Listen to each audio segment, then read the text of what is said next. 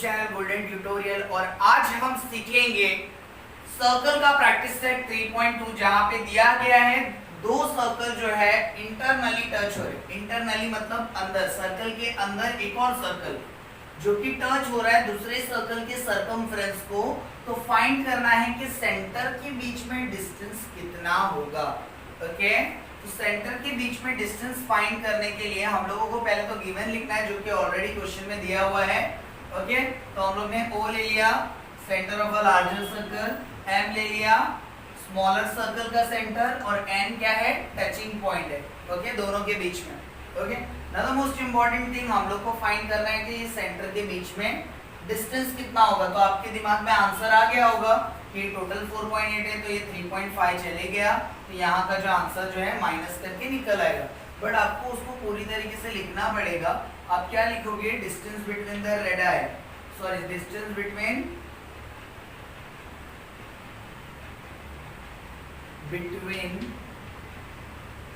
Centre, ठीक है, R1 minus R2। ये क्यों लिखेंगे हम लोग, इसका दो पॉइंट है कि मतलब O, M और N क्या है, एक लाइन में आ रहे हैं। Okay, so they are calling here point. और इसका सबसे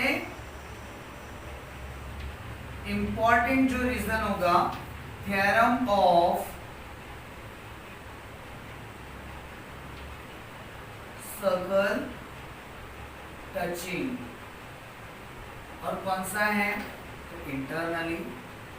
इंटरनली जब भी होगा so there is a differences, differences का मतलब माइनस। इंटरनली जब भी इंटरनली होगा तो डिस्टेंस बिटवीन द सेंटर क्या होगा, डिस्टेंस बिटवीन सेंटर होगा differences.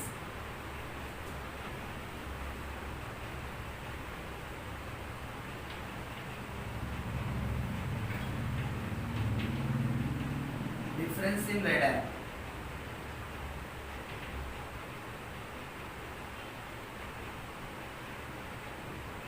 Difference in radii, ऐसा लिखो। ठीक है, सो डिफरेंस मतलब दोनों के बीच में डिफरेंस मतलब माइनस। तो बड़ा वाला कौन है, 4.8, छोटा वाला कौन है, 3.5। 8 में से 5 गया तो कितना आएगा, 3।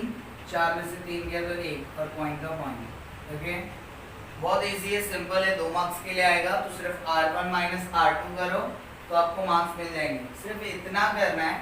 ये जो चीज़ है ये आपको कंपलसरी नहीं है, बट अगर आपको 40 मार्क्स चाहिए तो आपको गिवन, टू फाइंड, ये सब लिखना पड़ेगा। ओके, और ये रीजन जो है आप लोग सिर्फ इतना लिखोगे, theorem of a circle touching internally, तो भी चलेगा। ओके, इतना समझ में आया, theorem of a circle touching internally लिखा और इतना लिखा तो भी आपको 2 मार्क्स मिल जाएगा। ओके, आई होप सो आपको यहाँ तक के समझ में आया है। अब हम देखेंगे इसकी बात का समझ। Thank you. ओके फ्रेंड्स, आगे देखते हैं क्वेश्चन नंबर 2 3.2 का, जहां पे दिया हुआ है 2 circles of a red I 5.5 centimetre and 4.2 centimetre touch each other externally. Externally मतलब बाहर से दोनों सर्कल टच हो रहे हैं। Find the distance between the centre. एक जो दिया हुआ है हमें 5.5 दिया है, तो हम लोग उसको लेते हैं, let R1 equal to 5.5 centimetre and R2 equal to 4.2 centimetre. तो हम लोग को क्या बोला है, distance between the centre find करने के लिए। तो डिस्टेंस बिटवीन द सेंटर। अब दोस्तों जब भी एक्सटर्नली आएगा ना, एक्सटर्नली में क्या करना है, आपको प्लस करना है, रेड आई 1 प्लस रेड आई 2। ओके, क्यों, क्योंकि ये क्या हो रहा है, बाहर से टच हो रहे हैं। फॉर एग्जाम्पल एक जो सर्कल है वो कितने का है, 5.5। ओके, तो 5.5 थोड़ा बड़ा ही होगा। ओके, यहाँ पे हम लोग को ड्रॉ करने के लिए नहीं बोला है।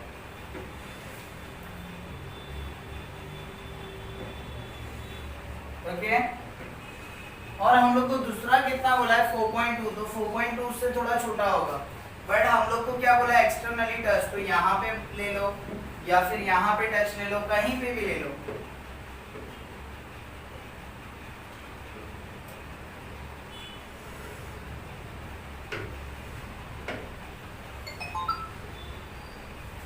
ओके, सो ये रेडियस है छोटे वाले सर्कल का 4.2 और ये वाले बड़े वाले सर्कल का है okay 5.5।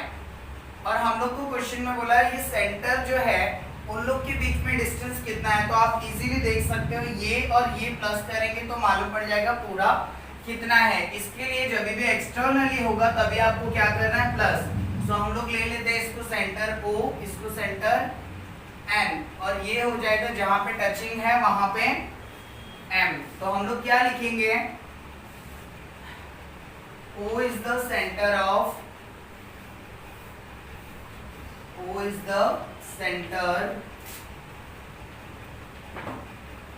larger circle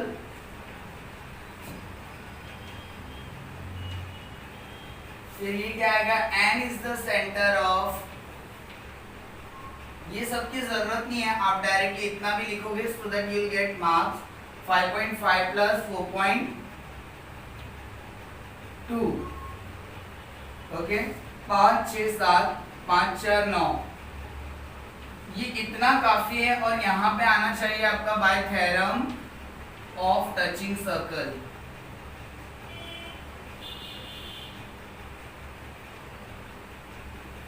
bye theorem of touching circle.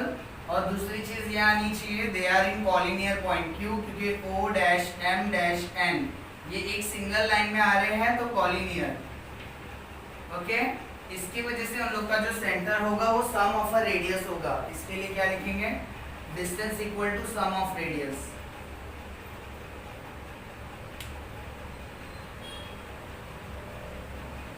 और लास्ट वाला क्वेश्चन था जहां पे इंटरनली था तो वहां पे क्या लिखेंगे हम लोग, डिस्टेंस क्या आएगा, difference between the radius okay. Difference between the radius जब इंटरनली होता है, ये क्या है एक्सटर्नली, तो एक्सटर्नली में क्या आएगा, ये 3 आएंगे ओके। उसके अंदर भी यही आएगा, ऊपर सिर्फ इंटरनली रहेगा और यहाँ पे क्या आएगा डिफरेंस बिटवीन रेडियस, और ये यहाँ से लेके यहाँ तक जो उसके अंदर पूरा सेम लिखना है ओके। क्या लिखेंगे, bye touching, bye theorem of touching circle, ये सर्कल जो टच कर रहे हैं वो वाले थ्योरम है। और OMN क्या है कॉलिनियर, तो वहां पे भी कॉलिनियर ही होता है। और यहाँ पे क्या होता है, फॉर्मूला जो होगा सम ऑफ अ रेडियस होगा, क्योंकि ये बाहर आ रहे हैं। अगर ये ऐसा होता तो ये 5.5 और ये जो छोटा है 4.2, तो ये 5.5 है, ये 4.2, तो वो कॉलिनियर भी होते थे। और ये जो सेंटर था ये बड़े में से हम लोग छोटे वाले को निकाल देते तो इतना आ जाता था, तो डिफरेंस हो रहा है। इसके लिए वहाँ पे डिफरेंस ऑफ अ रेडियस लिखना है, यहाँ पे सम ऑफ अ रेडियस लिखना है ओके। तो ये हमारा फाइनल आंसर है। और यहाँ पे मैं क्यों लिखवा रहा हूँ आपको, ये थोड़ा प्रेजेंटेशन थोड़ा अच्छा लगेगा okay. O is the center of the larger circle and N is the center of smaller circle okay, and M is a touching point ठीक है of both circle। ये 3 लाइन सिर्फ आपको सिर्फ ऐसे प्रेजेंटेशन के लिए डालनी है ताकि आपको फुल मार्क्स मिले ओके। आई होप सबको यहाँ तक के समझ में आया होगा। अब यही सम को हम लोग ड्रॉ करना सीखेंगे क्वेश्चन नंबर 3 में। वहां पे इंटरनली एक्सटर्नली जो है सर्कल को ड्रॉ करने का भी आपको 2 मार्क्स के लिए आ सकता है, तो हम लोग अभी वो देखते हैं। Thank you so much friends. आगे देखते हैं क्वेश्चन नंबर 3 जहां पे दिया हुआ है if the radii of the 2 circles are 4 centimetre and 2.8 centimetre, draw a figure of this circle touching each other. अगर रेडियस 4 है और 2.8 है तो हम लोग को ड्रॉ करना है ऐसे सर्कल जो टच हो रहे हैं। कैसे टच हो रहे हैं, एक्सटर्नली और इंटरनली। तो यहाँ पे मैं एक्सटर्नली बनाऊंगा, यहाँ पे मैं इंटरनली बनाऊंगा, जिसको मैंने हेडिंग ऑलरेडी दे चुकी है। तो हम लोग को जो बड़ा वाला रेडियस है वो पहले लेना है, 4 सेंटीमीटर लेना है।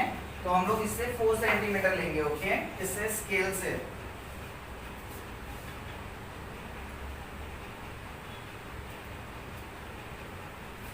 सेंटीमीटर लेने के बाद में हम लोग क्या करेंगे, सर्कल बना देंगे। सेंटर ले लेते हैं पहले ओके, ये मेरा सेंटर है और ये एक्सटर्नली बना रहे हैं हम लोग, तो बाजू बाजू में बनेंगे ओके। और इंटरनली कैसे बनता है, अंदर और अंदर। तो यहाँ पे भी तो वही सर्कल आएगा। ये मेरा सेंटर और ये 4 सेंटीमीटर वाला रेडियस का सर्कल हो गया। यहाँ पे दोनों जगह जो बड़ा होगा वो सर्कल सेम आएगा। अब इंटरनली जो बनेगा वो 2.8 सेंटीमीटर है।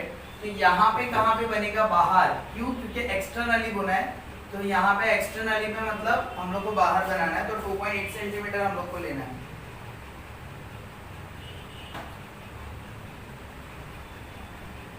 ठीक है, 2.8 सेंटीमीटर लिया आप लोग ने। अभी आपको एक्सटर्नली बोला है, इसके लिए हम लोग क्या करेंगे? यहाँ पे बाहर टच करेंगे। ओके,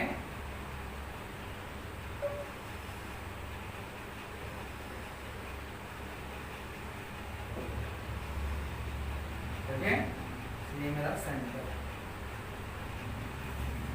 बट अभी इसके अंदर हम लोग को क्या करना है? ये जो हम लोग को सेंटर है ना, इसके ऊपर लाइन बनानी है और उसके हिसाब से हम लोग को उसी के ऊपर रेड आई जो है दूसरा वाला आएगा 2.8। ठीक है, तो ये क्या करेंगे हम लोग? पहले पेंसिल जो है वो टच करेंगे, फिर ये टच करेंगे और सर्कल बना लेंगे। ठीक है, फिर आपको क्या करना है? सिर्फ 2.8 इतना है, तो ये 4 सेंटीमीटर है, ये O M और ये N। ठीक है, सिमिलरली हियर आल्सो सेंटर को दोनों को ज्वाइन करना है, स्केल से ज्वाइन करेंगे। Okay, O M N। और देखो ये कितना है? रेडियस 1 4 सेंटीमीटर है और ये रेडियस 2 कितना है? 2.8। ओके, अभी एक्सटर्नली टचिंग है तो देखो 4 + 2.8 होगा, है ना? ये सॉल्व करने की जरूरत नहीं है, बट फिर भी मैं बताता हूँ। डिस्टेंस बिटवीन द सेंटर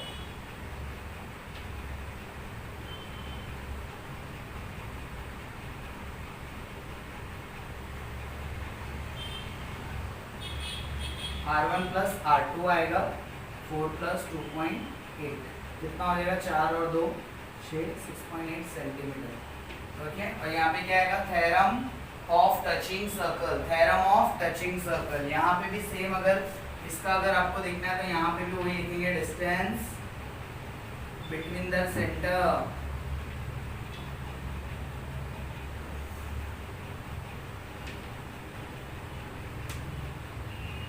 यहाँ पे R1 - R2 क्यों आएगा? क्योंकि ये अंदर हो रहा है।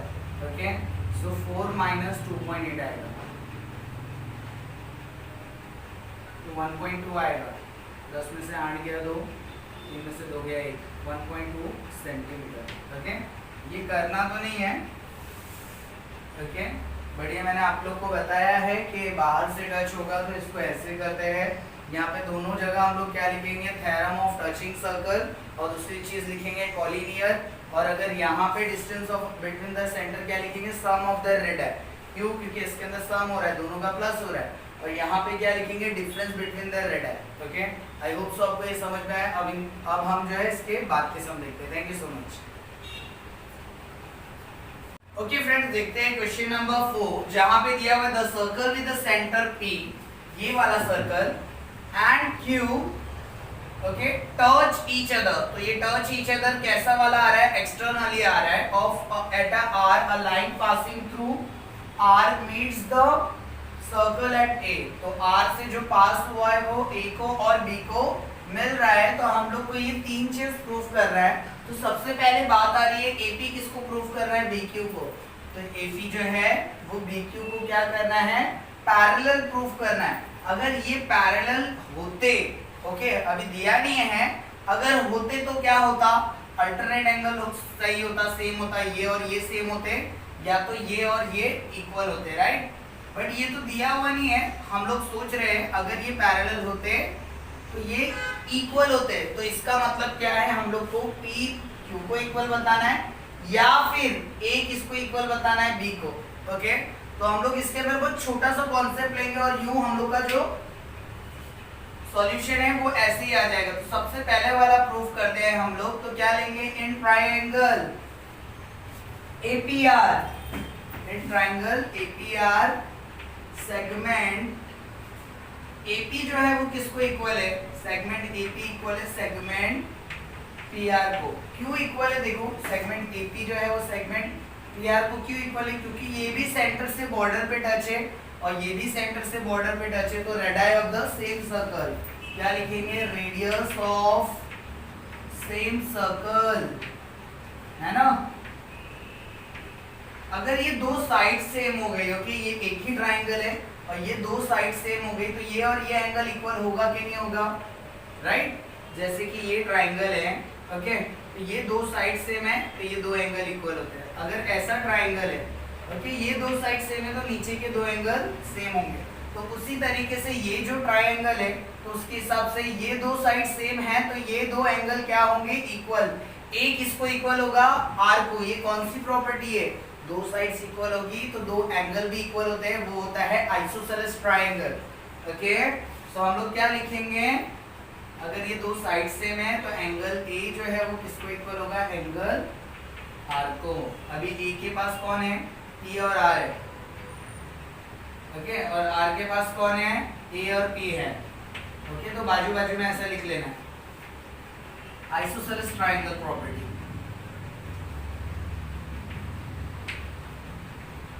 ठीक है। इतना समझ में आ गया। अब जैसा मैंने ये वाले ट्राइंगल में किया ना, ठीक वैसे ये ट्राइंगल में करो और आपका आंसर आ गया, क्योंकि आपको पता है कि क्यू आर और क्यू बी भी क्या है, सेम है। क्यों, क्योंकि वो भी तो एक ट्राइंगल के अंदर ही आ रहे हैं और एक सर्कल के अंदर रेड आई बन रहे हैं वो भी। तो in triangle R Q B क्या लिखेंगे हम लोग, Q R, segment Q R is similar to segment Q B. क्या आएगा, सेम ऐसे ही सॉल्व करना है, radius of same circle, okay. So यहाँ पे क्या लिखेंगे, दूसरी चीज हम लोग एंगल्स का लिखेंगे। अगर ये दो साइड सेम है तो क्या होगा, ये दो एंगल इक्वल होंगे, एंगल आर होगा इक्वल एंगल बी को, ओके। अभी आर के पास में कौन है, देखो क्यू बी, तो इस साइड क्यू, इस साइड बी। अभी बी के पास कौन है, आर क्यू। मैं ऐसा क्यों लिखवाता हूँ, ताकि जो बच्चे स्लो लर्नर है उनको समझ में आए। Isosceles triangle, okay. और तीसरी चीज हम लोग को क्या मालूम है कि ये जो वैल्यू है ये इसको इक्वल होगी, क्यों, क्योंकि ये आमने सामने आ रहा है, तो ये क्या होगा, वर्टिकली ऑपोजिट सेम होगा। तो angle R is equals to angle R, ये ट्राइंगल में भी आर आ रहा है, वो ट्राइंगल में भी आर आ रहा है, तो ये वाला कौन सा आर है, ए आर पी, और उस साइड का Q R B, okay, A R P, ठीक है। ये ट्राइंगल के अंदर, ये अकेले ट्राइंगल में नहीं है, तो आपको एंड लिखना पड़ेगा, and angle A R P, ठीक है, equal to angle Q R B. यहाँ पे लिखेंगे वर्टिकली ऑपोजिट एंगल। अब यहाँ पे बहुत मेन चीज मैं बताने वाला हूँ, ये हो गया 3, 2, 1। अब ये एंगल सेम है ना, अभी ध्यान से देखो। अब मैं आपको क्या बता रहा हूँ, देखो अभी एक इसको इक्वल है, आर को इक्वल है, ओके, ये दोनों इक्वल है क्योंकि ये दो साइड सेम है। वैसे ही ये दो साइड सेम है तो ये और ये एंगल इक्वल है, राइट। अब आपको क्या पता है, ये एंगल जितना होगा उतना ही ये होगा, और ये एंगल जितना होगा उतना ही ये होगा, और ये दोनों एंगल भी तो आपस में इक्वल हैं, ओके। तो ये दोनों एंगल इक्वल होंगे तो ये दो एंगल भी क्या होंगे, इक्वल होंगे। तो मैं क्या लिखूंगा, P A R equal to Q B R, okay. जैसे यहाँ पे देख लो, पी ए आर यहाँ पे भी है और पी ए आर यहाँ पे है, वो किसको इक्वल है, ए आर पी को, ओके। तो सिमिलरली यहाँ पे भी देखो ए आर पी है, तो ए आर पी कट हो गया, समझ लो एंगल पी ए आर आ गया, ओके। सिमिलर क्यू आर भी आ गया। अगर ये दोनों एंगल इक्वल हो गए तो सेगमेंट क्या होगी, पैरेलल। क्यों, क्योंकि अल्टरनेट एंगल क्या हो गया है, इक्वल। तो यहाँ पे क्या लिखेंगे, here alternate angle are equal,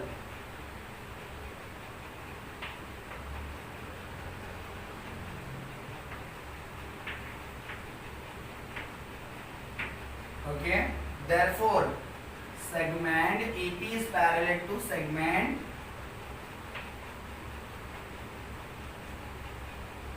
AB किसको पैरेलल रहेगा, सेगमेंट BQ को, ओके। हेंस अभी हमारा जो सम वो खत्म नहीं हुआ, अभी हमारे ये और ये बाकी है, तो बहुत इजी है। ट्राइंगल एपीआर और ट्राइंगल आरक्यूबी में क्या सेम आ रहा है, एपीआर और आरक्यूबी, तो आपको अच्छी तरीके से पता है ये आर और ये आर क्या है, सेम है, ठीक है। तो इन ट्राइंगल जो नाम दिया है वही ले लेते हैं, एपीआर एंड ट्राइंगल आरक्यूबी। यहाँ पे मैंने सिमिलर नहीं लिखा है, यहाँ एंड लिखा है, ओके। तो यहाँ पे एपीआर एंड आरक्यूबी, ओके। तो हमको क्या पता है, एआरपी जो है वो किसको सेम है, क्यूआरबी को।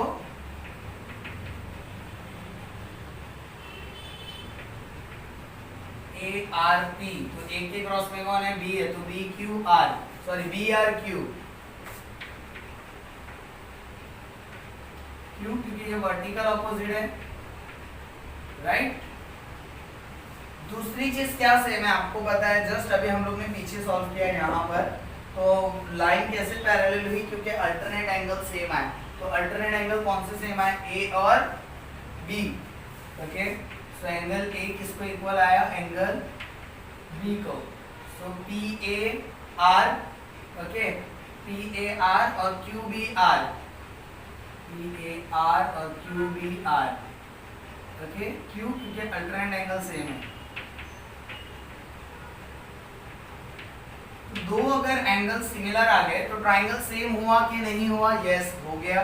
तो हम लोग क्या लिखेंगे, ट्राइंगल जो दिया है एपीआर सिमिलर टू ट्राइंगल आरक्यूबी, कैसे सेम आया, एंगल टेस्ट, ओके। अभी ध्यान से दो, ये देखो ये क्या दिया हुआ है कि अगर क्या दिया हुआ है, फाइंड आरक्यूबी अगर PAR 35 होता है, PAR 35 होता है, ओके।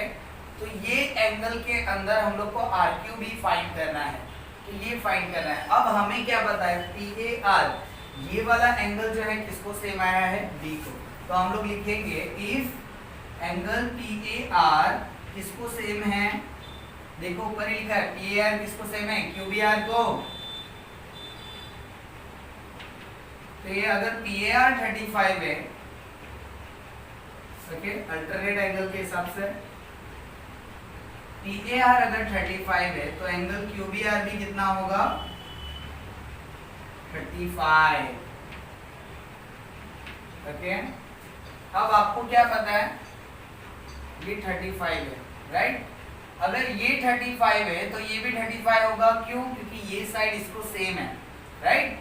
तो ये 35 है तो ये भी 35 होगा। तो हम लोग देखो यहाँ पे ऑलरेडी सॉल्व किए हैं कि दो सेगमेंट सेम है तो दो एंगल भी इक्वल होगा। तो अगर क्यू आर, देखो क्यू बी आर अगर 35 है तो बी आर क्यू बी कितना होगा, 35। देखो ये वाला एज इट इज यहाँ पे कॉपी कर लो, okay. So angle Q B R, ठीक है, क्यू बी आर बोलो या फिर आर बी क्यू बोलो, बात एक ही है। तो ये किसको सेम होगा, एंगल क्यू आर बी को। ये कहां से मिल रहा है मेरे को, फ्रॉम टू, ओके। तो क्यू बी आर अगर 35 है तो क्यू आर बी कितना होगा, 35। अभी ये भी 35 है, ये भी 35 है, तो ये आप फाइंड कर सकते हो पुराने मेथड से आपके, ओके, 9th स्टैंडर्ड के। क्या करोगे, angle R plus angle Q plus angle B equal to 180, है ना। Angle R plus angle Q plus angle B equal to 180। तो एंगल आर कितना है हमारे पास, 35, क्यू कितना है नहीं पता, वही फाइंड करना है, बी कितना है 35, 180 एज इट इज, 35 हो गया 70। So what we will do, plus 70 उस साइड जाके माइनस 70, तो 180 में से 70 चला गया, तो कितना आ जाएगा बच्चों, 110, ओके। तो ये आपके तीन फाइनल आंसर है, एक ये वाला, ओके, और एक ये वाला ट्राइंगल जो है वो सेम आया है कि नहीं, और एक ये वाला, ओके। तो आई होप सो आपको यहाँ तक के समझ में आया होगा। अगर नहीं समझ में आया है तो आप लोग जो है वीडियो को थोड़ा पॉज करके थोड़ा सा रिवाइंड करके वापस से वो स्टेप को देखें और प्रैक्टिस करें। Okay, thank you so much. अब हम देखते हैं एक्सरसाइज का last. Thank you friends, start करते हैं एक्सरसाइज का लास्ट सम। देखो पहले क्वेश्चन समझ लेते हैं क्या है। The circle with the centre A and B touch each other at point E। दोनों सर्कल है और टच कहां कर रहे हैं? पॉइंट E पे। Line L is a common tangent with a touch the circle eight C and D। तो ये लाइन L है, ओके, जो C और D के हिसाब से यहाँ पे टच कर रही है respectively. Find the length of a segment CD। तो C से लेके D तक के हम लोग को फाइंड करना है कि ये वैल्यू कितनी है। अगर रेडाई कितना है? 4 सेंटीमीटर एंड 6 सेंटीमीटर। तो 4 सेंटीमीटर किसका होगा? दोनों में से जो छोटा है वो, तो छोटा है ये, तो हम लोग इसका 4 सेंटीमीटर रेडियस ले लेंगे। ओके, 4 सेंटीमीटर अगर ये रेडियस होगा, ओके,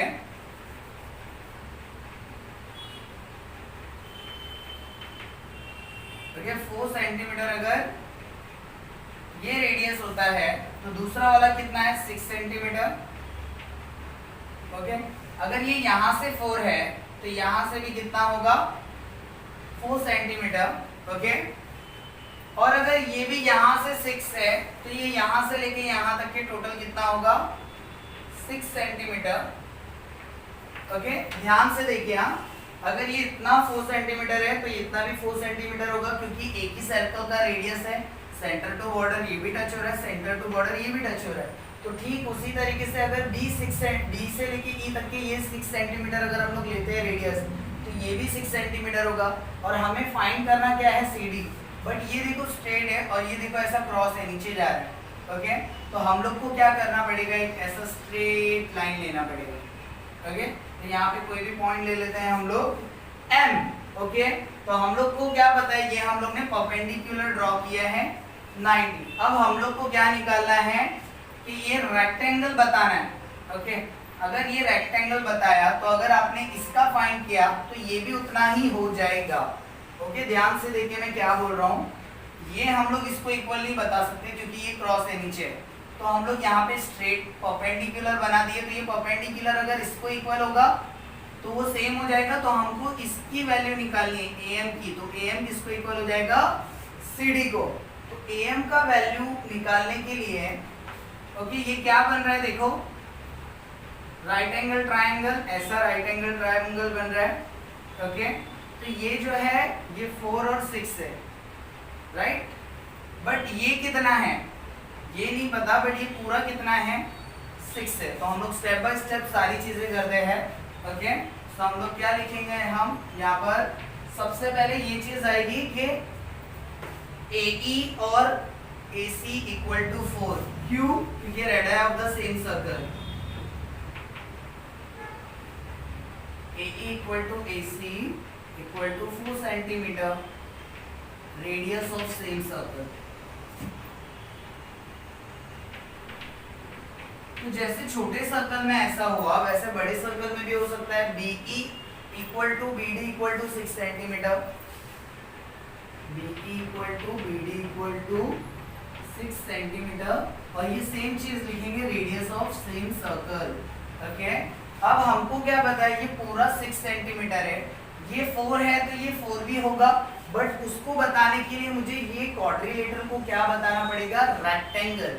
तो मेरे पास ये प्रूफ है कि ये रेक्टेंगल है नहीं, बट रेक्टेंगल के अंदर क्या होता है? All sides are same. तो ये 4 सेंटीमीटर दिया है, ये दिया है 4 सेंटीमीटर नहीं दिया है। ओके, तो हम लोग को क्या लेना पड़ेगा? एंगल की प्रॉपर्टी। तो हमको क्या पता है कि ये रेडियस किसको परपेंडिकुलर है? इसको। ओके, ये perpendicular radius always make a perpendicular on tangent. Okay, radius always make 90 on tangent. Therefore tangent theorem के हिसाब से C भी 90 हो गया और D भी 90 हो गया। तो हम लोग ये लिख सकते हैं angle C equal to 90, angle D equal to 90। ये क्यों? क्योंकि हम लोग ने लिया है टेंजेंट थ्योरम। टेंजेंट थ्योरम के हिसाब से ये दोनों क्या हो गए? 90 90।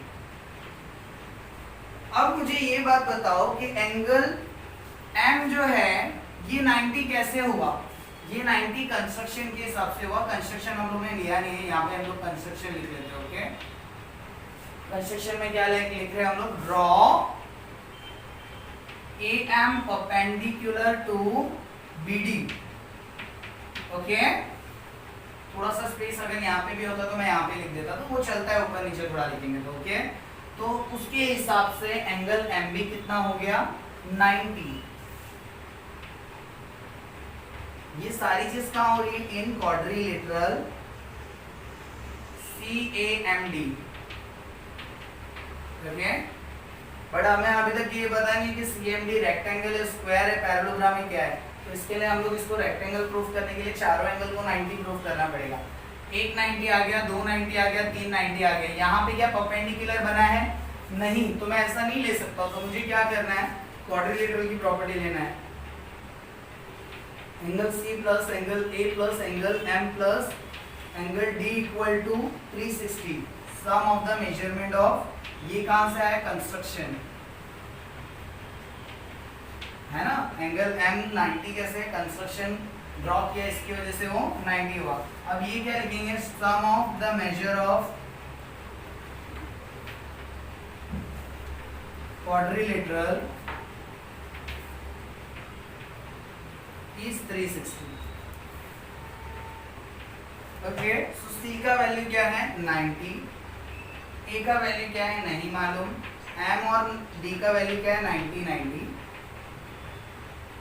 सिर्फ पूरा प्लस करो, कितना हो गया, 270, 9 3 27, एंगल A नहीं पता, 360 as it is, angle A as it is, 360 as it is, plus 270 उस साइड गया, माइनस 270 हो गया, कितना आ गया एंगल A। तो हम लोग को क्या पता चल गया, 1 2 3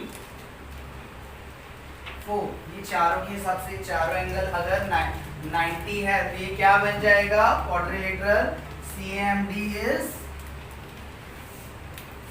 quadrilateral CAMD is rectangle.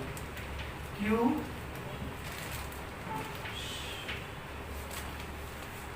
Quadrilateral CAMD क्या हो गया, रेक्टेंगल, क्योंकि इसके सारे एंगल क्या है, 90 है। तो क्या लिखेंगे, फ्रॉम 1 2 3 एंड 4,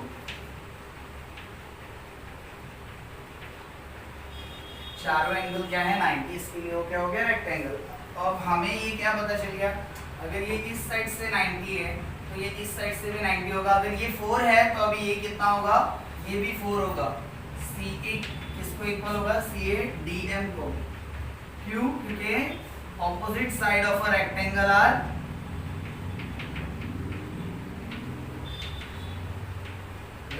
आर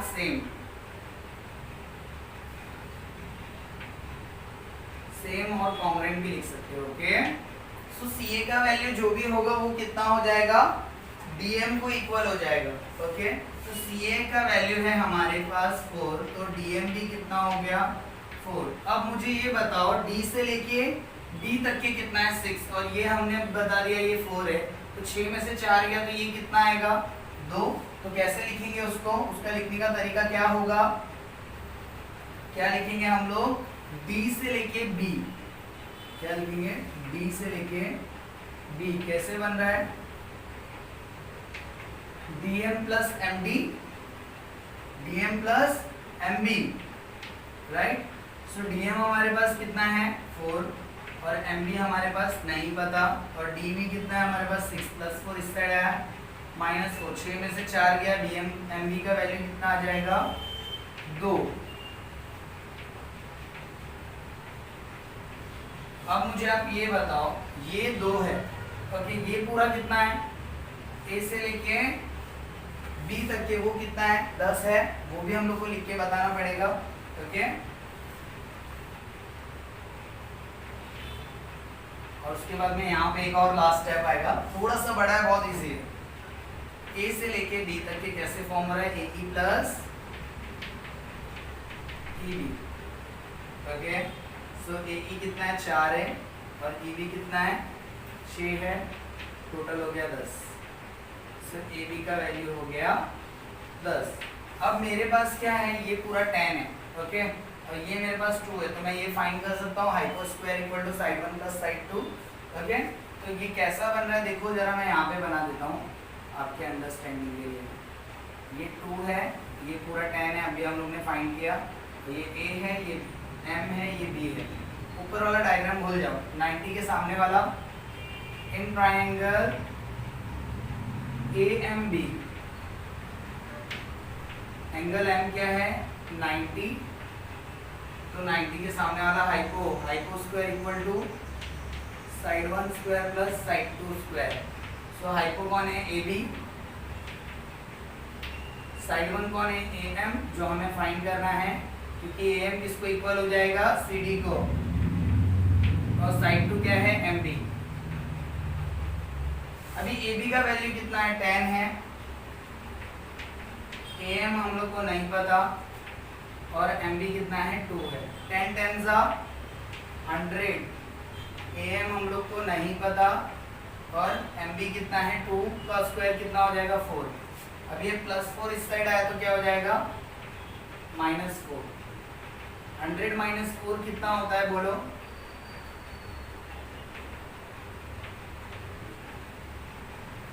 100 - 4 होता है 96, और 96 क्या आएगा स्क्वायर इस साइड आके रूट। सो 96 का आंसर आएगा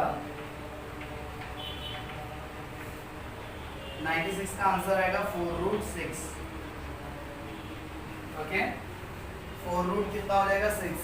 ठीक है, देखो 16 × 6 करो, 6 6 36, 3 कैरी, 6 1 6, 6 + 3 9, तो 16 6 होगा, तो 16 किसका स्क्वायर है 4, तो 4 बाहर आ गया और ये √6 अंदर ऐसे ही रह गया। समझ में आया इतना? ओके, अब हम लोग को क्या पता है कि AM का वैल्यू कितना आ गया 4√6, तो 4√6 AM किसको इक्वल हो जाएगा CD को, AM इक्वल टू CD, और AM का वैल्यू अगर 4√6 है तो CD का वैल्यू भी हो जाएगा 4√6। This is our final answer. इसके आगे आपको एक लाइन लिखनी है, क्या लिखनी रहेगी, यहाँ पे स्पेस में है वरना मैं लिख देता the length of the segment CD is 4√6। तो इसी तरीके से हमारा ये सम पूरा होता है। अगर कोई स्टेप्स में डाउट है तो थोड़ा सा रिमाइंड करके अच्छे से एक और बार देख के प्रैक्टिस कीजिए, आपको डेफिनेटली समझ में आएगा। जो भी मैं बोल रहा हूँ उसके ऊपर आप लोग जो है गौर करें, ओके, तो आपको जो है स्टेप्स जो है वो समझ में आएंगे। Okay, thank you so much. इसी तरीके से आप लोग जो है हमारे चैनल को जो है सपोर्ट कर रहे हैं, तो उसके लिए मैं बहुत थैंक यू बोलूँगा, क्योंकि ये चैनल से बहुत बच्चे फ़ायदा उठा रहे हैं और उनको सारा जो मैथ्स है वो क्लियर हो रहा है। और मुझे कमेंट सेक्शन जो है वो मैं रीड करता हूँ, तो उसके अंदर ज़्यादातर बच्चे थैंक्स फॉर एक्सप्लेनेशन और ऐसा सब कुछ लिखते हैं, अच्छे अच्छे कमेंट, तो मुझे बहुत अच्छा लग रहा है। और भी मैं आपके लिए वीडियो बनाऊंगा, बाकी सारे भी चैप्टर्स के आप लोग जो है हमारे वो वीडियो के प्लेलिस्ट में जाके स्टैंडर्ड 10 के अंदर आप लोग देख सकते हैं। Okay, thank you so much for watching, have a good day, good bye.